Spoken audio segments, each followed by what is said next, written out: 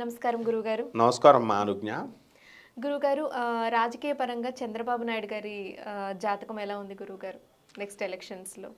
మనకి ఈ ఆంధ్రప్రదేశ్ ఎలక్షన్స్ మొత్తం పైన 2024లో ఏప్రిల్ మే నెలలో జరిగిపోతాయి. డేట్స్ 16 to 17 పార్టీ వర్గాలు వాళ్ళు చెప్తున్నారు. ఇట్ ఈస్ నాట్ అథెంటికల్, ఎందుకంటే ఎలక్షన్ కమిషన్ ఇంకా రిలీజ్ చేయలేదు కాబట్టి, నోటిఫికేషన్ ఇవ్వలేదు కాబట్టి. మొత్తం మీద చంద్రబాబు నాయుడు గారి జాతకం ఇది వరకటి కంటే పుంజుకుంది. జైలుకి వెళ్ళిన తర్వాత బాగా పుంజుకుంది. అంతవరకు న్యూట్రల్గా ఉన్నటువంటి చంద్రబాబు నాయుడు గారి జాతకం జైలుకి వెళ్ళిన తర్వాత సానుభూతిగా సింపతి ఓట్స్ కన్వర్ట్ అయినాయి అన్డౌటెడ్లీ. అండ్ తర్వాత ఈయన వేసుకున్నటువంటి ఎలియన్స్లు, వీళ్ళు చేస్తున్నటువంటి పార్టీలతో మిత్రత్వం, పవన్ కళ్యాణ్ గారితో, బీజేపీ పార్టీ వాళ్ళతో ఈయన కన్విన్స్ చేసే విధానాన్ని బట్టి, ఈయన ఇచ్చే సీట్ల సంఖ్యను బట్టి, బికాస్ టీడీపీకి మంచి రెప్యుటేషన్ ఎప్పుడు ఉంటుంది. సో పవన్ కళ్యాణ్ గారికి ఎక్కువిస్తారా తక్కువిస్తారా, బీజేపీ వాళ్ళకి ఎక్కువిస్తారా తక్కువిస్తారా, లేకపోతే ఈయనే బీజేపీ కంట్రోల్లోకి వెళ్ళిపోయి వాళ్ళు ఇచ్చిన సీట్లు వీళ్ళు తీసుకుంటారా, వీటి మీద ఈ ఫ్యాక్టర్స్ మీద ఆధారపడి ఉంటుంది. ఇక జ్యోతిషపరంగా మనం కనుక చెప్పుకున్నట్లయితే చంద్రబాబు నాయుడు గారు మేషలగ్నం, మేషలగ్నంలో రవి బుధ కుజులు ముగ్గురు కలిశారు. సో ఉచ్చ స్థితిలో ఉన్నాడు రవి. కాబట్టి he enjoyed the power like anything అనమాట. మామూలుగా కాదు. నేషనల్ ఫ్రంట్తో ఉన్నప్పుడు ఆయన కేంద్ర ప్రభుత్వాలనే ఒక చక్రం తిప్పినటువంటి వ్యక్తి, అపర చాణక్యుడు. అలాగే సాఫ్ట్వేర్ ఇండస్ట్రీని బెంగళూరుకి ధీటుగా మెడ్రాస్ని తొక్కేసి మిగతా స్టేట్స్కి లేనటువంటి గుర్తింపును మనకు హైదరాబాద్కి బెంగళూరుతో సమానంగా తీసుకొచ్చినటువంటి ధైర్యశాలి, ధీశాలి అండ్ విజనరీ పర్సన్ అనమాట. విజన్ ఉన్నటువంటి పర్సన్ ఆయన.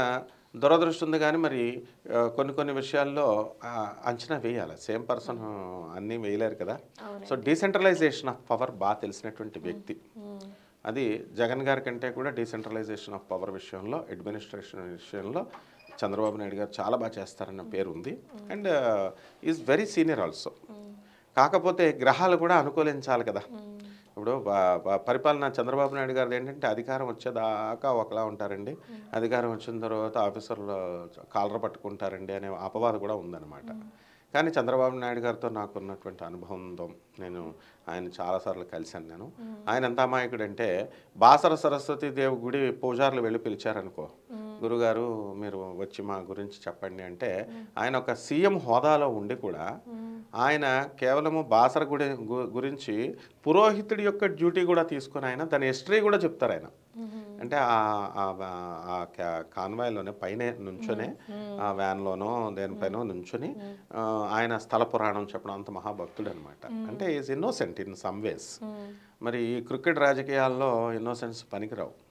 కాబట్టి జగన్ గారికి వీళ్ళిద్దరికీ కూడా మంచి పోటాపోటీగా ఉన్నాయి జాతకాలు. ఆయనకి ఎంత పోటీగా ఉన్నాయి, ఈయనకి అంతే పోటీగా ఉన్నాయి. ఇప్పుడు ఈయనకి బుధుడు కూడా ఈయనకి దెబ్బతిన్నాడు, ఈయనకేమో మేషంలో ఉన్నాడు బుధుడు దెబ్బతిన్నాడు. ఆయనకి జగన్మోహన్ రెడ్డికి కూడా బుధుడు వృశ్చిక రాశిలో ఉండి దెబ్బతిన్నాడు. చూడండి, అబ్జర్వ్ చేయండి. అలాగే రవి మేషరాశిలో మహోన్నత ఉచ్చస్థితిలో ఉన్నాడు. ఈయనకి కూడా రాజ్యస్థానంలో మనకి జగన్ గారికి గురుడితో కలిసి ఉన్నాడు. ఆ విధంగా ఈయనతో పోల్చుకుంటే, మరి జగన్మోహన్ రెడ్డి గారితో పోల్చుకుంటే అధికారాన్ని ఎక్కువ కాలం ఎంజాయ్ చేసింది ఈయనే కదా. కాబట్టి మేష రవి అలా చేస్తాడు. నెక్స్ట్ ఇక వ్యయస్థానంలో ఉన్నటువంటి గురుడు మీనరాశిలో ఉన్నాడు. ఈయనకి రాజ్యస్థితిగతుడై ఉన్నాడు. రాజ్యస్థితిగతుడైనటువంటి గురుడు ఎప్పుడు కూడా డాంబికమైనటువంటి ఆచారాలను ఇస్తాడు. అదే లాభగురుడైతే టకా మన సీక్రెట్గా ఓట్లు వేసేస్తారు. వీళ్ళు ఏం చేస్తారంటే, ఓట్లు వేస్తాం, చూస్తాం, పడిపోతాయి, ఇంకేముందు వచ్చేస్తుంది అని. ఇద్దరికీ కూడా గురుబలం తక్కువగా ఉంది. విచిత్రం ఏమిటంటే ఇద్దరికీ గురువు స్వక్షేత్రాల్లోనే ఉన్నాడు మళ్ళీ. అంటే పోటీ దెబ్బకి దెబ్బ ఉన్నారు. తర్వాత నెక్స్ట్ ఇక శుక్రుడి దగ్గరికి వచ్చేసరికి ధనస్థానంలో శుక్రుడు చక్కగా స్వక్షేత్రగతుడై వృషభ రాశిలో చంద్రబాబు నాయుడు గారికి ఉంటే, ఈయనకి కుజుడు నవమ స్థానంలో శుక్రుడు కుజుడు బుధుడితో కలిసి. కాబట్టి ఈయన చంద్రబాబు నాయుడు గారి శుక్రుడు కూడా చూడండి, ఆయన హెరిటేజ్ కంపెనీ పెట్టుకున్నాడు. ఒక రాజకీయ నాయకుడిగా స్టార్ట్ అయినప్పుడు స్టూడెంట్ ఏజ్ నుంచి స్టార్ట్ అయ్యాడు. స్టార్ట్ అయ్యి చక్కగా 2 ఎకరాల పొలం ఉన్నటువంటి వ్యక్తి. అందరికీ తెలిసిందే ఇది. ఎన్టీ రామారావు గారు అల్లుడుగా వచ్చి ఆయన ఎంత తెలివైన వాడు అంటే హెరిటేజ్ కంపెనీ పెట్టి ప్యారలల్గా రాజకీయంగా ఎదుగుతూ ఇటు బిజినెస్ సామ్రాజ్యాన్ని కూడా ఎదిగేలా చేశాడు. చేసుకొని ఈ రోజున అకౌంటబుల్ మనీ అయింది. ఏమిటి ఎంత ఉంటుందంటే ఒక 6,000 కోట్లు 8,000 కోట్లు ఎంత ఉంటే అంత ఆయన భార్యకి కొడుకులకి వాళ్ళ చేత పరిపాలన ఇచ్చి గవర్నమెంట్కి క్లియర్ కట్ అకౌంట్స్ చూపించి ఆ డబ్బు ఉంచుకునేలా చేసుకున్న మేధావైన.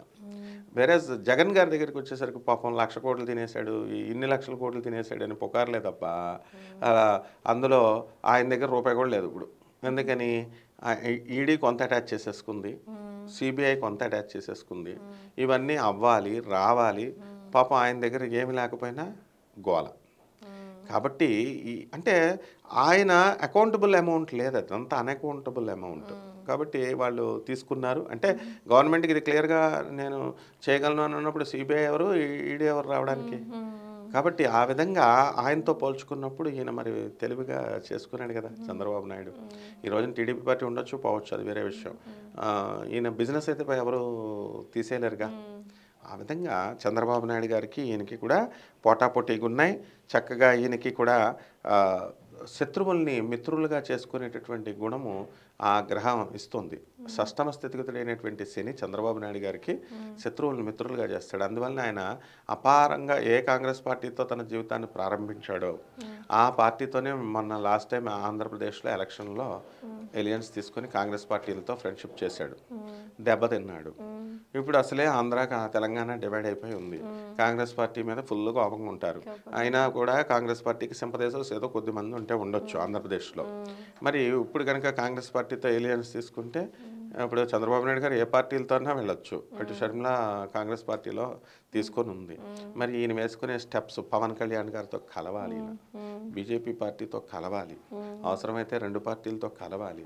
ఒక శత్రువు మామూలు ఇది కాదు, అశ్వత్థామ లాంటి శత్రువు అక్కడ, ద్రోణాచార్యుడు లాంటి వాడు ఈయన, తండ్రి కొడుకులు లాంటి వాళ్ళు వీళ్ళిద్దరూ. మరి పోటాపోటీ అనమాట. అసలు చావేలైనటువంటి చిరంజీవి అక్కడ జగన్, అశ్వత్థామ అంటే. మరి ఈ పోటీలో వీళ్ళిద్దరు జాతకాలు కూడా పోటీగా ఉన్నాయి. And no one can assess ఎవరు గెలుస్తారు ఎవరు గెలవరు అనేది అసెస్ చేయలేరు. అయితే ఈ మధ్యకాలంలో మాత్రము చంద్రబాబు నాయుడు గారు జైలుకి వెళ్ళిన తర్వాత మాత్రము వ్యతిరేకత అనేటటువంటిది పోయింది, ఆయన మీద సింపతి వచ్చేసింది. ఆ తర్వాత జగన్ గారి మీద కక్ష కట్టేశారు ప్రజలు. కక్ష కట్టేసినట్టు ఎవరిని అడిగినా వాళ్ళు చదువుకున్నా చదువుకోలేకపోయినా ఎవరున్నా వ్యతిరేకత వచ్చేసిందండి. వెల్ఫేర్ యాక్టివిటీస్ ఆటో వాళ్ళకి ఇచ్చేసారు, బద్దకస్తులు చేసేస్తున్నారు, ఇట్లా ఇంచుమించు అంతా చేస్తున్నారని మన సర్వేలు చెప్తున్నాయి, ఎగ్జిట్ పోల్ సర్వేస్ చెప్తున్నాయి. కాబట్టి ఇంకా వాళ్ళు ఒక అడుగు ముందుకేసి చంద్రబాబు నాయుడు గారే గెలిచేస్తున్నారు, మరి ఈయన రాదు అని ఎగ్జిట్ పోల్స్ చెప్తున్నాయి. ఎగ్జిట్ పోల్ సర్వేస్ ఇవన్నీ మనం పట్టించుకోవాల్సిన అవసరం లేదు. ఈ 2 జాతకాలు పోటాపోటీగా ఉన్నాయి. ఈ ఎలక్షన్ అనేటటువంటి డేటు ఏప్రిల్ 22, 2024 సంవత్సరం లోపల కనుక పెడితే చంద్రబాబు నాయుడు గారు ఓడిపోవడం తథ్యం. ఏప్రిల్ 22 లోపల పెట్టాలి, ఏప్రిల్ 22 లోపల పెట్టాలి, చంద్రబాబు గెలుస్తారు. అదే దాటితే కనుక లాభంలో ఉన్నటువంటి గురుడు, ఇప్పుడు మిథున రాశి కదా అయింది, మిథున రాశి లాభంలో ఉంటాడు గురుడు. ఆయన ఎప్పుడైతే ఏప్రిల్ 22 పోనీ మే 1 అనుకోండి, మే 1కి మారుతున్నాడు గురుడు, వృషభ రాశిలోకి అంటున్నాడు కదా. గురుడు కనుక వృషభ రాశిలో ప్రవేశం కనుక చేస్తే చంద్రబాబు నాయుడు గారు డెఫినెట్గా ఓడిపోవడం తథ్యం. అందువలన అదే విషయమైన అదే మన ఈ యొక్క ఈయనకి కూడా ఉంది, వర్తిస్తుంది. ఎవరికి? మన జగన్ గారికి కూడా ఏప్రిల్ 22 లోపలే పెట్టాలి. ఆయన మిథున రాశి. చంద్రబాబు నాయుడు గారికి మరి కొంతమంది కర్కాటక రాశి అంటున్నారు. ధనుస్సు రాశిని మనం చేసుకున్నప్పుడు, ధనుస్సు రాశిని తీసుకొని లగ్నాన్ని మనము మేషలగ్నాన్ని తీసుకున్నప్పుడు ఈయనకు ఇప్పుడు 6వ ఇంట్లోకి రావడం జరుగుతుంది. ఏప్రిల్ 22 లోపల చక్కగా ఎలక్షన్స్ కనుక కండక్ట్ చేస్తే చంద్రబాబు నాయుడు గారు ధనుసు రాశే కాబట్టి 5వ ఇంట్లో గురుడు ఉంటాడు కాబట్టి ఇంకో యాంగిల్లో చెప్తున్నాను చంద్రబాబు నాయుడు గారికి ఆయన గెలవడానికి అవకాశాలు ఉంటాయి. ఎప్పుడు ప్రొవైడెడ్ ఏప్రిల్ 22, 2024 లోపల ఎలక్షన్ పెడితే. దాటితే ఏం చేయలేము. ఇకపోతే ఈ ఇద్దరు కూడా వీళ్ళ చేతుల్లో ఏం లేదు, ఎందుకంటే ఎలక్షన్ కమిషన్ డేట్ డిక్లేర్ చేసేది.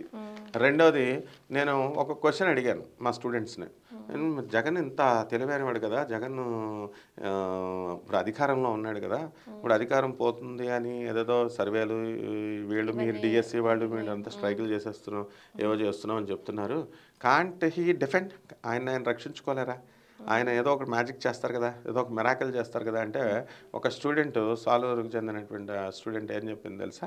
సార్ ఇప్పుడు నేను డిఎస్సి ఎగ్జామ్ రాస్తున్నాను సార్, నాకు రాదని తెలిసినా కూడా నేను రాస్తున్నాను కదా, అలాగా గెలుస్తారనే అక్కర్లేదు, గెలుస్తారో గెలవరో దైవాధీనం అని అన్నారు. కాబట్టి ఈ చంద్రబాబు నాయుడు గారు ఏప్రిల్ 22 లోపల కనుక ఎలక్షన్ జరిగితే మాత్రమే గెలుస్తారు, మే ఫస్ట్. లేకపోతే ఏప్రిల్ 22 తర్వాత అయితే ఖచ్చితంగా జగన్మోహన్ రెడ్డి గారికి అవకాశాలు ఉన్నాయి 100%. ధన్యవాదాలు గురువు. ధన్యవాదాలమ్మా.